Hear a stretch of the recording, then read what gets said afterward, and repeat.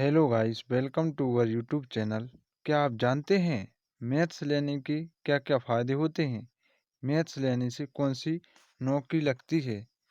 10वीं के बाद मैथ लेने के फ़ायदे क्या क्या हैं? 10th के बाद मैथ्स लेने के फ़ायदे, मैथ सब्जेक्ट लेने के फ़ायदे। 10वीं के बाद मैथ लेने के फ़ायदे। मैथ में कौन कौन से सब्जेक्ट होते हैं? मैथ लेने से क्या फ़ायदा है? दोस्तों, इन सभी टॉपिक्स पर आज हम बात करने वाले हैं। दोस्तों, विद्यार्थी जीवन में लगन के साथ पढ़ाई के अलावा सब्जेक्ट की भी एक महत्वपूर्ण भूमिका होती है, क्योंकि सब्जेक्ट ही इस बात का निर्धारण करता है कि आपका भविष्य किस दिशा में जाएगा।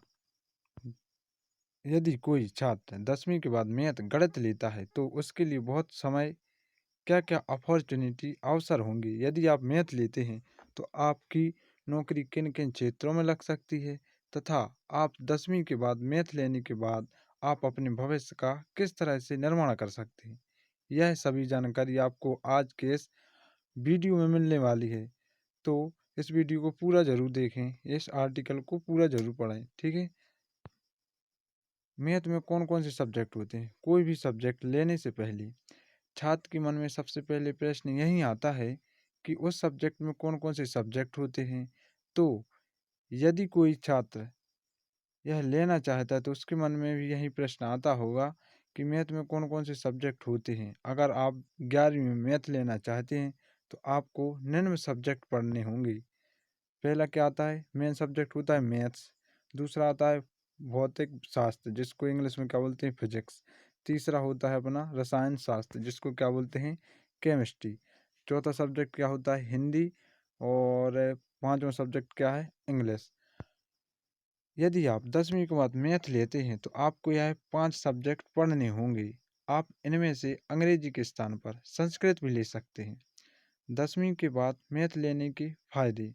दोस्तों, अब यदि कोई छात्र 10वीं के बाद मैथ लेना चाहता है तो उसके मन में यह प्रश्न सबसे पहले उठता है कि मैथ लेने के उसको क्या क्या फ़ायदे मिलेंगे।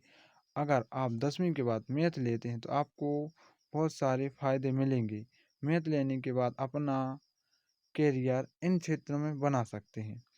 10वीं में मैथ लेने के बाद आपके लिए सबसे पहला जो क्षेत्र उपलब्ध होता है वो है इंजीनियरिंग फील्ड, तथा आप भी बीएससी फील्ड आदि फील्डों का चयन कर सकते हैं।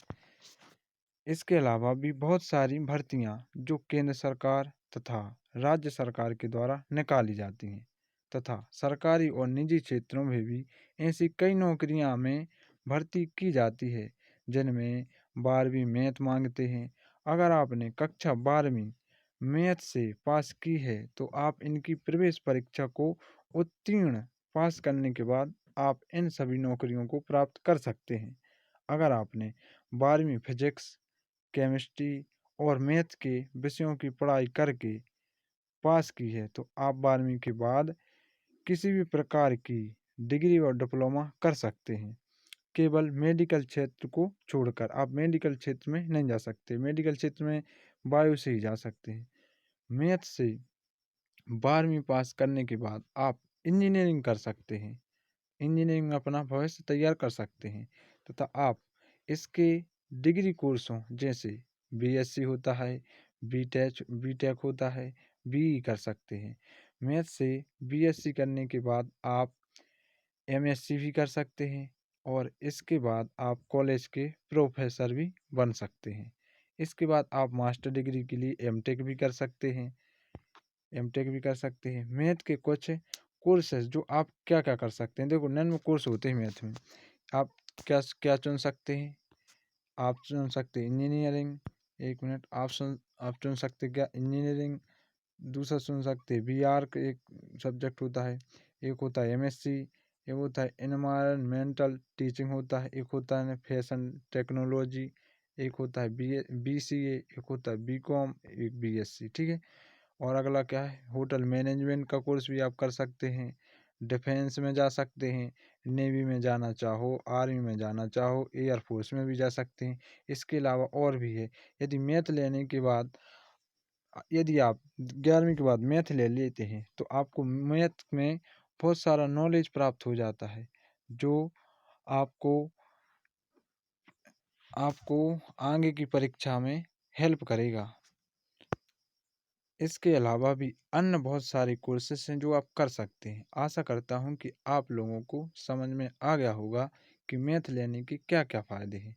Thank you for watching.